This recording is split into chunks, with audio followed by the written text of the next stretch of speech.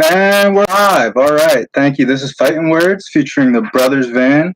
Bear with me, okay? We lost our studio to the flood, even though we live in Delaware and not Mississippi or Louisiana. And Johnny's injured, fighting hard. So just bear with me, guys. We're going to get this back up and running. So this is going to be 2019 predictions for this year, okay? And before I say anything, the date is January 24th. I believe, January 29th, 2019. I'm fighting for CFFC February 16th at the Hard Rock, Atlantic City. I'm working night shift. I checked my phone last night, and Gary Tonin is talking shit. Gary Tonin, I got like 40 notifications at like 3 a.m. I'm like, why is my Instagram popping off? I go on there, 5-time Eddie Bravo Invitational champ Gary Tonin is going to wish his partner good luck when he's fighting me? Fucked up. I was like, God damn, Gary Tonin, now I'm going to have to fuck your boy up, dog. You talking shit? He wasn't even talking shit, but just supporting his teammate who's fighting me. Classified's talking shit today. Anyway, back to predictions for this year. I had to get off my chest. Yeah, I was heated. But, all right, who are the champions? Who we got this year, guys? We're going to start out with women's flyweight. Valentina Shevchenko. Yeah, I don't really see anybody taking this from her right now, unless if Joanna comes back and Joanna Champion comes back and she gets it back together. But besides that, I don't really see anybody on here that whose name would even really give her a challenge as of right now in her ranking division. So I'm going to stick with her. She's going to be the champ. She's going to remain champ throughout the year. Women's strawweight, Rose Namajunas. True. Man, if it wasn't for the number one contender in her division, I would say she would remain champion for a year. I really would. But number one contender in that division is Jessica Andrade, and that girl is a tank. That girl is a straight brick shithouse. And her takedown of that girl got a lot of testosterone. I don't know if Rose, that girl seemed like she got more testosterone than Rose and Pat Barry combined. So I think Rose is really going to have her hands tied with that one. If she gets past her, I think she'll remain champion for a long time, I believe, at least until the end of the year. If she beats her up, she'll probably only take one more fight and call it a day. But I'm going to go with Jessica Andrade. I feel like I shouldn't, but you know what? Sometimes it's just somebody's time. I feel like Rose had her time. She had a great win, multiple great wins. She's been a great champion. But Andrade is hungry. Women's bantamweight, Amanda Nunes. I love this woman. I was the biggest Ronda Rousey fan ever. Love Ronda. Was watching her before she came to UFC. And right before she fought Amanda, I met Amanda in Times Square. There was like an aura around her. I was like, damn. She gonna win. And she did. And she beat her. Amanda Nunes is not going anywhere, people. Jermaine Durand to me, don't see that happen to Holly Holm. Don't see that happening. Yeah, I think she's going to remain champ throughout the year as well. And I like that because I like her. Alrighty. Flyweight. Henry Cejudo. Woo! Well, my prediction about the flyweight division is it's no longer going to exist. You know, Cejudo just knocked out TJ Dillashaw. A lot of people are questioning the validity of that stoppage. I thought it was fine. You know, TJ Dillashaw, he's in the post conference like, I'll fight him next week. I'll fight him right now. Look at me. I'm ready to go. I'm ready to go. It's like, yeah, bro, you're ready to go because the ref saved you. He did his job. You are healthy enough to fight another day. So when he's like, I could fight right now, it's like, yeah, bro, because Henry Cejudo was about to fuck you up and give you brain damage, and the fucking ref stopped it. But hey, I understand where he's coming from. You know, it's a fucking horror. Cutting weight is horrible. But I think that flyweight division is just done now. I mean, Henry Cejudo knocks out TJ Dillashaw, then sort of says he wants to fight another division. So, I mean, he was sort of supposed to be the one to save that division. But, yeah, I predict Cejudo will go up. He'll try to do the double champ, you know, be double champ. And I think they're going to get rid of this flyweight division. Definitely. Bantamweight, TJ Dillashaw. Still the champion at his weight class. Now, with Dillashaw's in a weird position, we could have a rematch with Cejudo, or we could fight Garbrandt, Dominic Cruz, Rafael Assunção. My prediction is Rafael Assunção will not see shit. He never does. I don't know why. He's a beast. Dominic Cruz, Cody Garbrandt, they're sort of out of the picture right now. It could be time for them to have a rematch as TJ Dillashaw and Henry Cejudo have a rematch. I think that's what's going to happen. That's my prediction for 2019. Cejudo will rematch Dillashaw at bantamweight, and Garbrandt and Cruz will fight again. I don't have a prediction for the winner of that. I got to look into that. Fuck it. I take Cruz. He always comes back strong. I take Cruz. He's getting old, though. So I'm saying that against my better judgment. Featherweight, Max Holloway. Yeah, man, I don't see anybody taking his belt either. Maybe he goes for a super fight, but I don't see that happening this year. I think he still wants to prove stuff in his division. I would have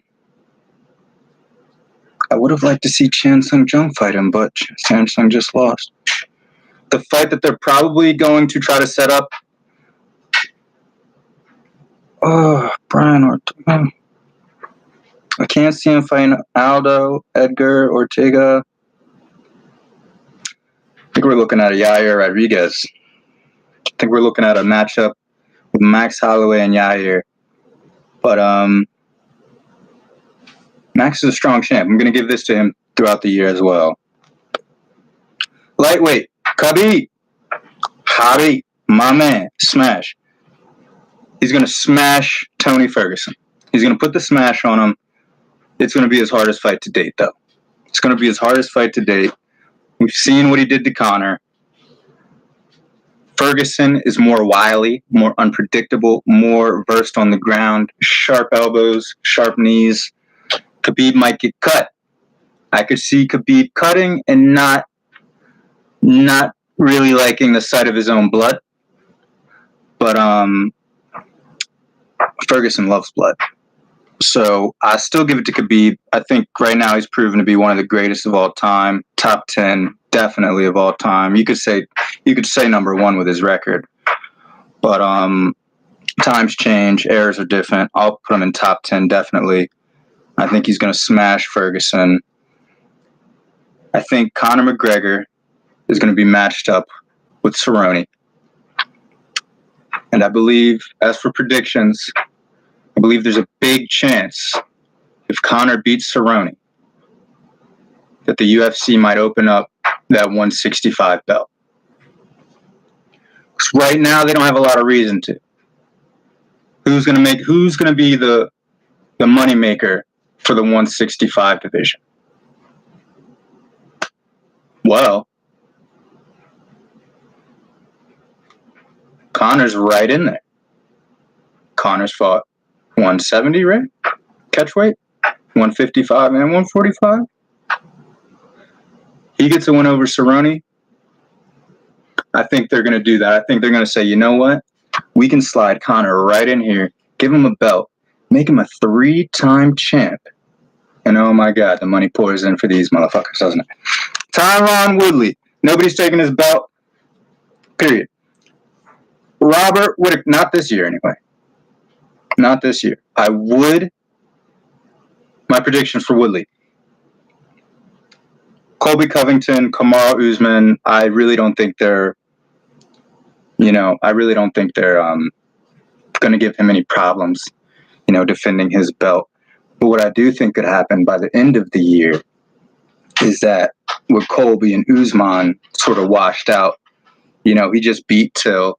He already fought Thompson twice. Rafael dos Anjos is number 5, but the number 1 and number 2 already beat him. When you look down, it's like, this is sort of shallow, but I think GSP is waiting for that, man. I think GSP is waiting for this dust to clear, and I think Tyron Woodley's going to come out strong. He's going to get rid of these Colby, Usman. Usman's a beast. Usman's a beast, by the way. Colby Covington, they're both good, but they're not on his levels. There's levels to this shit. And I think that's the plan. I think that's probably Tyron Woodley's plan, too. He's probably texting GSP right now, like, when I beat these scrubs, bro, it's me and you. Money fight. Okay? Robert Whittaker. Robert Whittaker, man. The middleweight division is sort of crazy right now, if you ask me. We got Adesanya fighting Silva. I'm assuming the winner of that will be taking on Whittaker. You got Luke Rockhold right now. Nobody's really talking about him. You got Souza. Nobody's really talking about him. I believe in the Adesanya-Silva fight,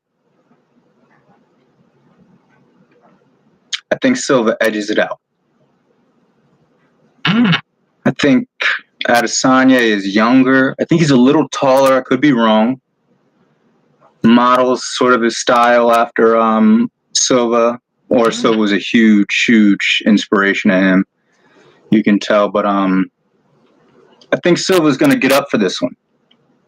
I think this is a matter of pride, old lion, young lion, and I think we're going to see Silva back in rare form for this, and I think that might be a little bit of a mind fuck for Adesanya, who is so used to being the one doing the mind fucking. So, just experience alone, I'm going to give it to Silva. I might be tripping. I'm going to give it to Silva. This could be like 13 years of conditioning of me just never rooting against Silva.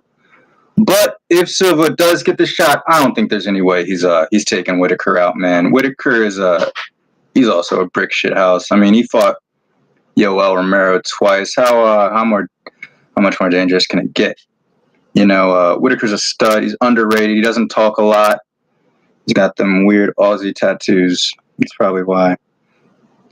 John Jones. This fucking guy. John Jones, man. You gotta love him. You gotta hate him. You gotta love him because he's obviously the baddest motherfucker on the planet. But being the baddest motherfucker, does that include bad morals? Like steroid use? Like all that other stuff that I'm not going to talk about because nobody's perfect. But it is very interesting that he has seemed to gotten this picogram exemption. My only prediction for John Jones is if he doesn't end up beating himself, he'll probably end up the greatest of all time. If not Khabib, if Khabib doesn't retire. Khabib retires undefeated, that could be a very hard one. Especially when you got dudes like Fedor now taking so many losses still in the game. You got these old guys who could be considered greats and they're still fighting and they're adding losses to the record. That sucks, you know what I mean? Because like a minute ago, you could say Fedor only lost to people who've done PEDs. Has Fedor ever tested for PEDs? I gotta look that up later. But John Jones, he's gonna smash Anthony Smith. Who else is in the division? He just smashed Gustafsson, Volkan Ozdemir, Corey Anderson.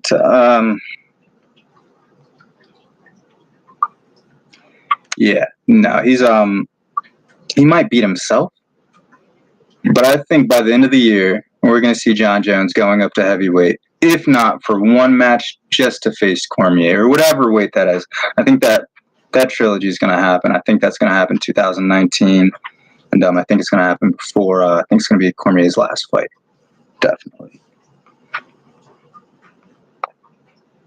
And the champ, Cormier. Man's retiring. You know, is he going to take the fight against John Jones before he retires? I believe so. Do I think he should? No.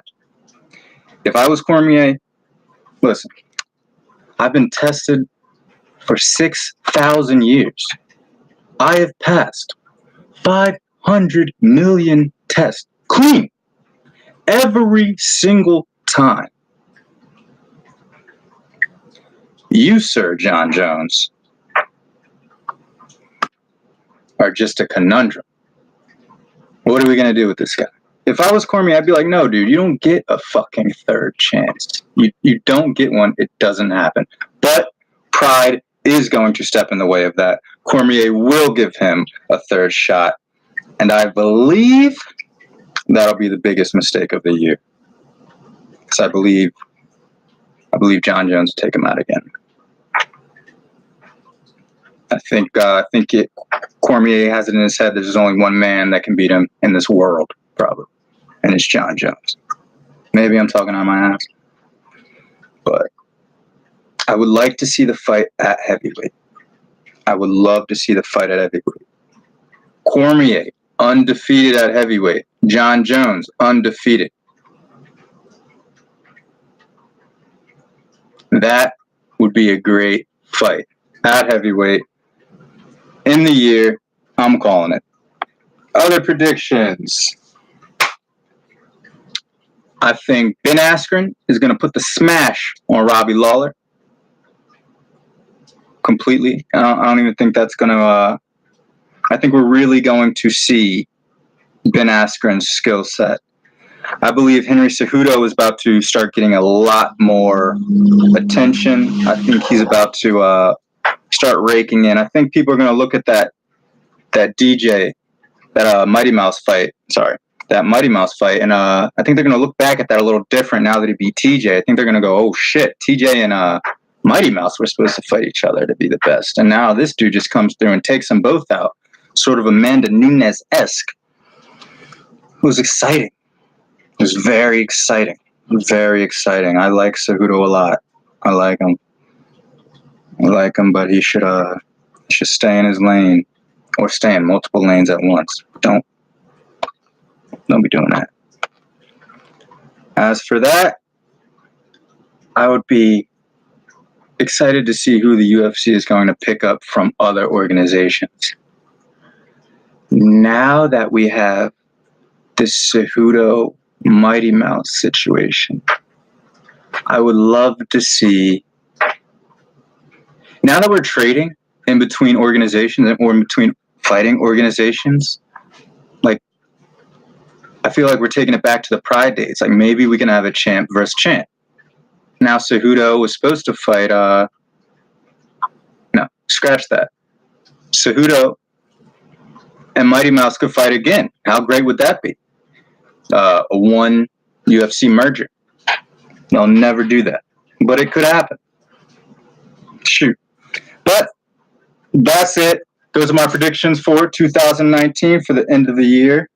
Please, please, please go to the website at www.joshavan.com or follow me at Instagram at Ironman_Van, and come to my fight February 16th, Atlantic City, Hard Rock. We getting it in, baby. Thank you.